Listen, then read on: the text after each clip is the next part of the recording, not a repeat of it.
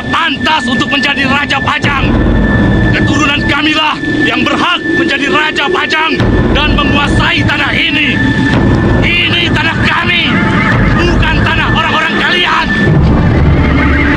Tanah ini sudah bagian milik kami. Kami akan mempertahankannya sampai titik darah penghabisan. Lebih baik mati berputih tulang daripada mati berputih mata.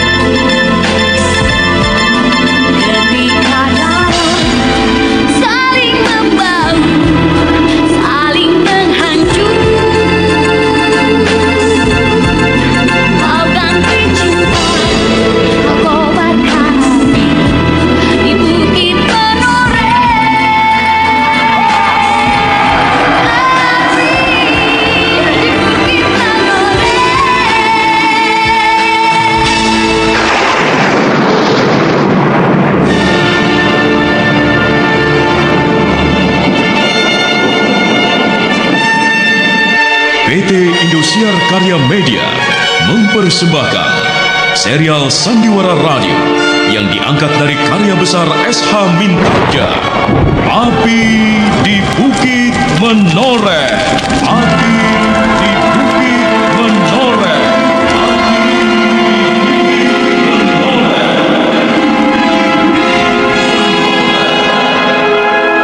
Naskah ditulis oleh A. Mustaq Jafar, teknik dan montase Tri Hastomo dan Endeng Cikeas, pengarah suara Indra Mahendra, sutradara Bahar Mari.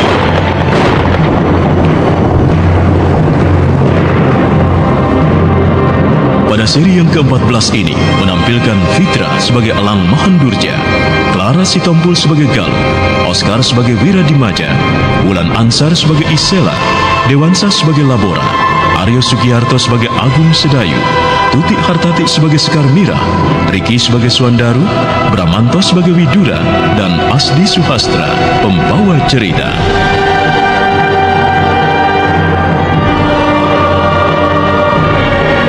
Pada kisah yang lalu dikisahkan, Pandan Wangi bertemu dengan Puda Arum yang tengah mengutarakan kejengkelannya karena kekalahan Laskar Jipang pada Panu. Apalagi ketika ia mengetahui Pandan Wangi adalah adik Sidanti dari prajurit Pajang. Sementara Pandan Wangi pun tak menyangka kalau Puda Arum berpihak pada Jipang. Bentrokan pun tak dapat dihindari. Puda Arum menganggap remeh Pandan Wangi. Namun ketika Pandan Wangi melancarkan serangan balik, Puda Arum menjadi terkesima dan ia pun terdesak. Maka Puda Arum mengeluarkan senjata rahasianya yang berupa bunga beracun. Pandan Wangi nyaris terkena senjata rahasia itu, tapi untunglah Warasta datang membantunya. Melihat kemunculan Warasta dan beberapa prajurit Menoreh yang datang, Puda Arum dan Panut segera melarikan diri. Sementara itu, matahari mulai tenggelam. Elang, Wira, dan Galuh serta dua orang yang telah membantunya masih terlihat berlari di tengah hutan. Nah, bagaimana kisah selanjutnya? Silakan mengikutinya pada seri yang ke-14 ini.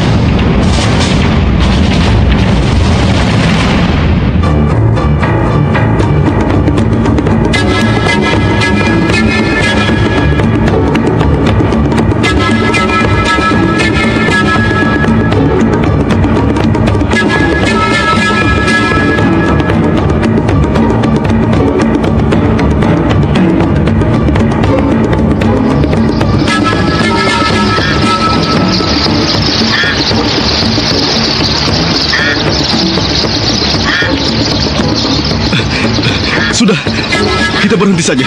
Mereka tidak mungkin mengejar kita. Iya, aku pun sudah lelah. Kakang, kita istirahat dulu.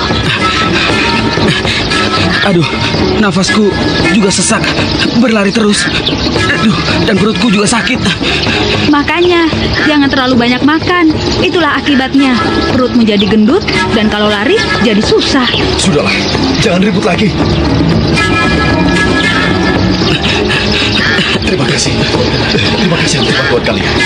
Kalau kalian tidak datang, tentu kami sudah kalah di tangan mereka. Tidak apa-apa.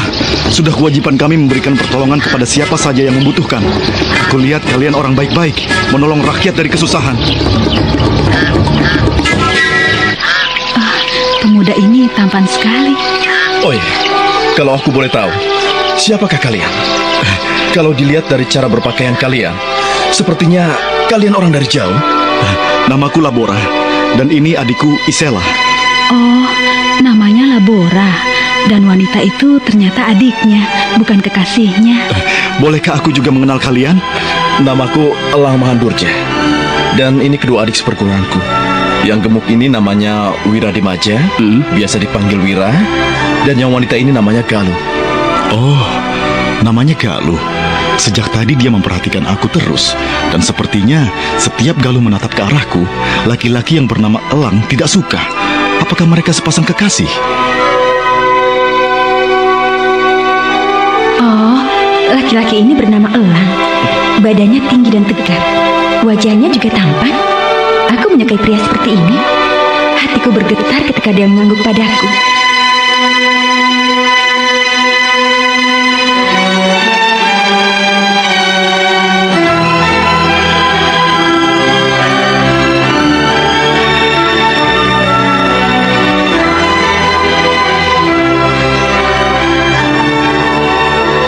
Matahari sudah hampir tenggelam.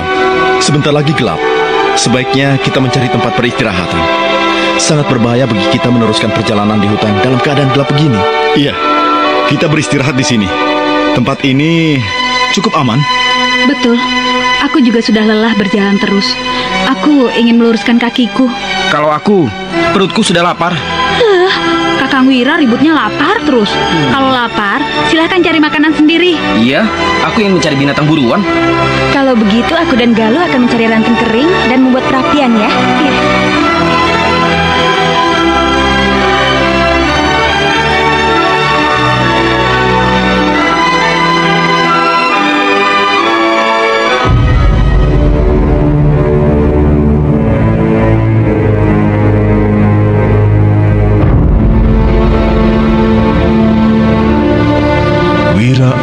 Labora bergegas bangkit untuk mencari binatang buruan, sementara Isela dan Galuh mengumpulkan ranting kering dan membuat perapian.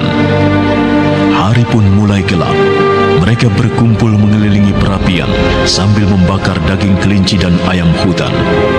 Galuh mencuri-curi pandang pada Wira, membuat Elang terbakar cemburu. Elang berusaha mencari perhatian Galuh dengan mematahkan ranting kering. Tapi justru Galuh diam saja. Malah Isela yang perhatian dan membantu Elang. Melihat situasi seperti itu, Wira memancing dengan obrolan, menghangatkan suasana yang beku.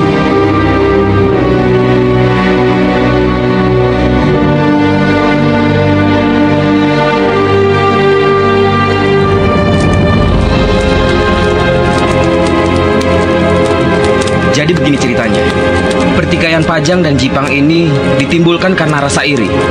Karena mereka merasa saling berhak untuk menguasai tanah mereka. Tapi awalnya kenapa bisa seperti itu?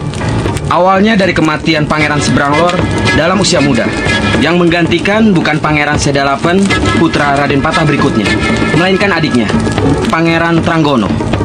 Disinilah awalnya permusuhan. Hingga keturunan Pangeran Sedalapen, Arya Penangsang, membunuh keturunan Tranggono. Dan bukan hanya itu, api dendam pun tidak pernah berhenti. Bahkan Penangsang berusaha untuk membunuh Mas Karbet yang sekarang menjadi Raja Pajang. Bahkan Nyai Kalinyamat, putri Sultan Tranggono, melakukan tapa dengan telanjang bulat. Kenapa bisa begitu? Dia kecewa karena suaminya dibunuh oleh Arya Penangsang. Lalu apa hubungannya dengan tapanya itu? Dia tidak akan berhenti melakukan tapanya kalau Penangsang belum mati. Oh, begitu. Kalau saja ayah tahu. Sebenarnya, kalian mau pergi kemana? Begini. Ayahku pernah mengatakan bahwa di tanah Jawa ini akan berdiri kerajaan yang besar. Kerajaan besar? Iya, kerajaan besar. Dan kami bermaksud akan mengabdi kepada Sultan yang memerintahnya. Kalau begitu, kita satu tujuan. Kami juga akan mengabdi kepada Sultan Adiwijaya. Tapi Pajang bukanlah kerajaan seperti yang diramalkan oleh ayahmu itu kan? Jadi kemana tujuan kita?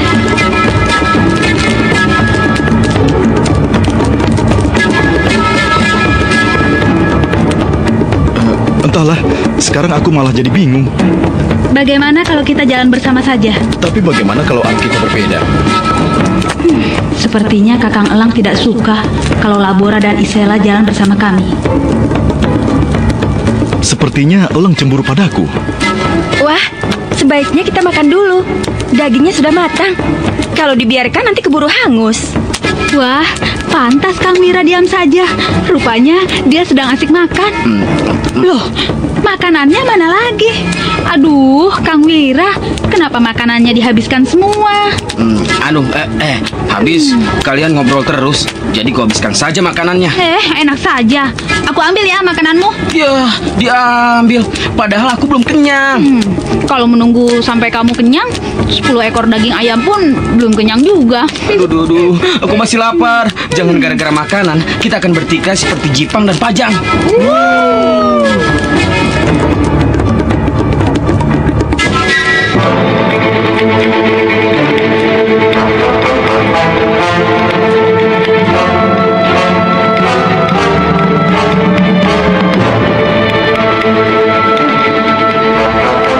Wira disoraki seperti itu menjadi malu hati. Ia pun beranjak mencari batang pohon untuk sandaran. Setelah mendapatkannya, dia berbaring, memejamkan mata sambil mengusap-usap perutnya. Orang-orang yang berada di situ hanya tersenyum melihat ulah Wira. Keesokan paginya, di halaman Kademangan, Agung Sedayu sudah duduk di atas pelana kudanya, menunggu Widura yang masih memberikan pengarahan kepada prajuritnya.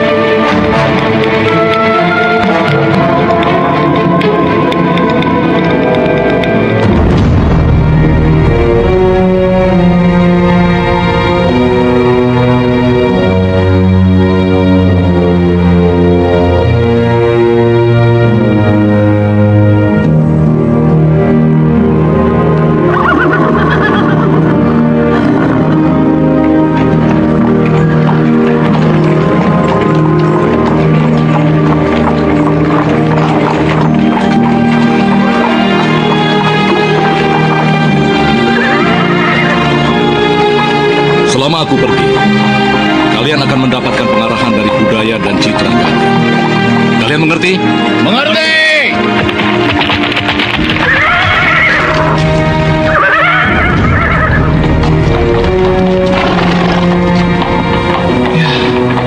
Perjalananku akan dimulai lagi. Tapi, mana Sekar Mirah? Aku tidak melihatnya. Apakah dia tidak di sini melihat kepergianku? Rupanya dia di sana.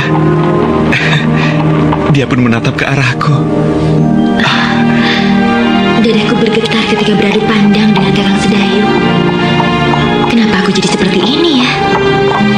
Apakah ini yang dinamakan... Hei, sedang melamun ya?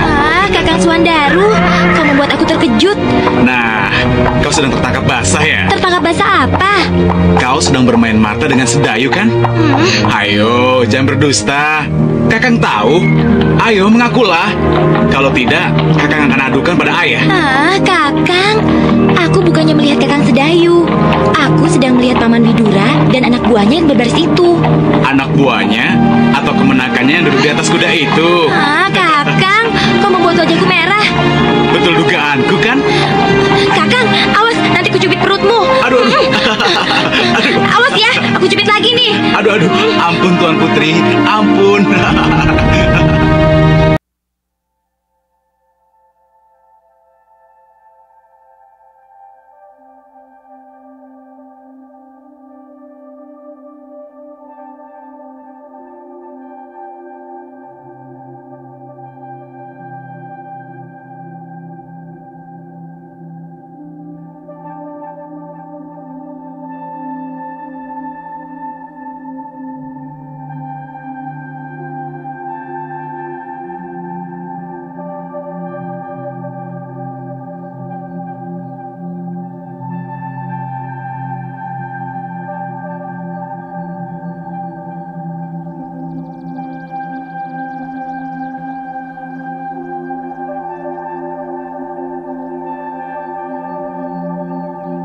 Bagaimana kalau kita pergi bersama-sama saja?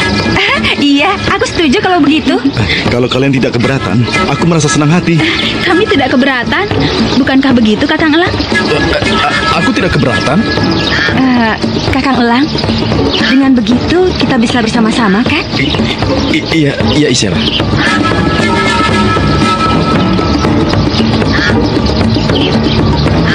Nah, itu pilihan yang baik. Kita semua belum menguasai daerah ini. Kalau kita jalan berlima, tentu akan lebih aman. Bukan begitu? Tapi pagi ini perutku sudah lapar lagi.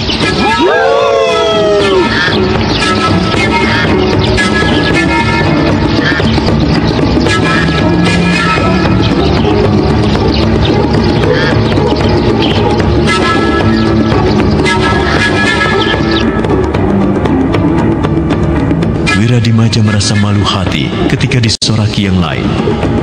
Mereka pun selesai berkemas dan langsung meninggalkan tempat itu dengan beriring-iringan. Sementara di jalan Randu Alas, Agung memacu kudanya dengan kecepatan tinggi. Matanya dipejamkan karena ia tak berani melihat kiri kanannya. Tapi akhirnya dia sadar kalau dia telah melesat sendirian. Maka ketika dia telah melewati pohon randu alas, Agung Sedayu menghentikan kudanya.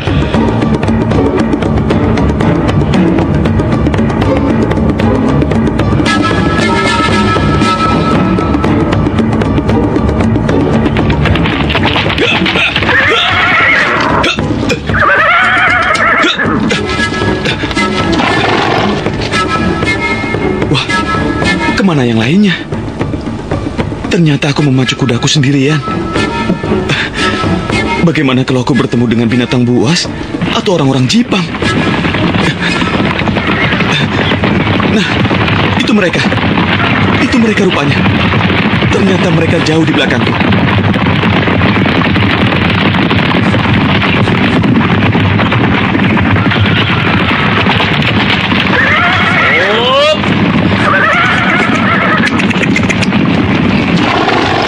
Angger Sedayu, cepat sekali kau memacu kudamu.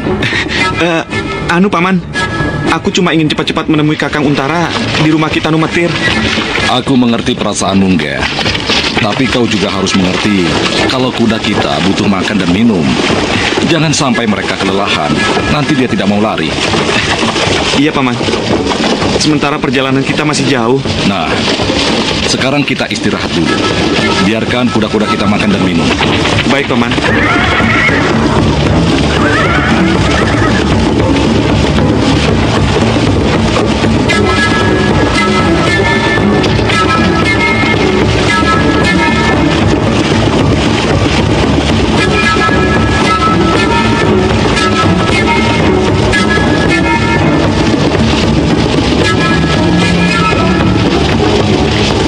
Sesaat mereka beristirahat sambil menunggu kuda-kuda mereka merumput dan minum. Setelah cukup, mereka pun melanjutkan perjalanan. Hingga menjelang matahari tenggelam, rombongan sudah tiba tak jauh dari rumah Ki Tanumetir.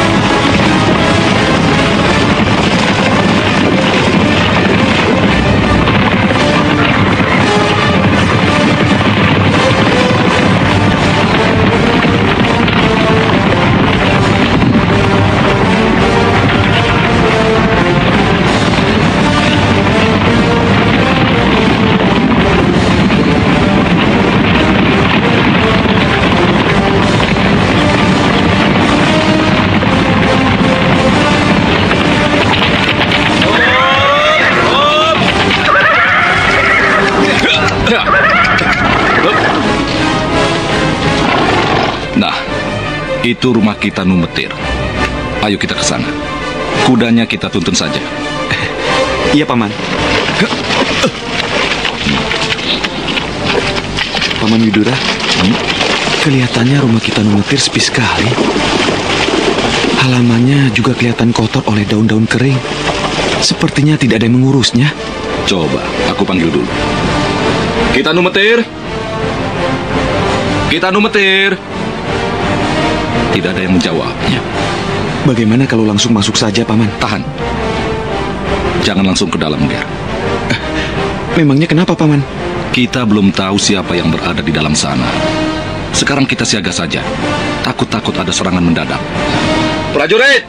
Siap! Cepat periksa ke belakang sana. Baik!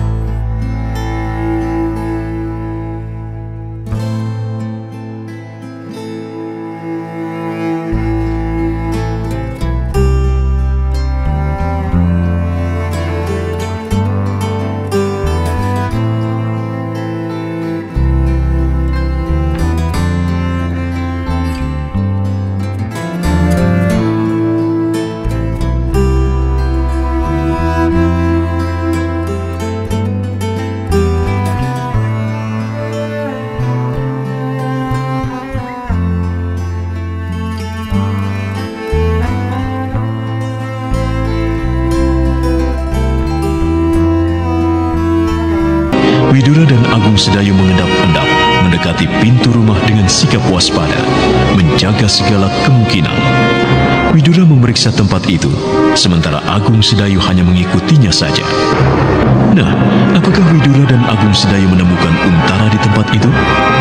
Lalu bagaimanakah sikap Elang Mahandurja menghadapi Galuh yang menyukai Labora, sementara dia sendiri diam-diam menyukai adik seperguruannya itu? Saudara pendengar, ikuti kelanjutan serial Sandiwara Radio Api di Bukit Menoreh esok hari pada waktu yang sama. Dan nantikan tayangan sinetronnya segera di layar kaca Indosiar. Sampai jumpa.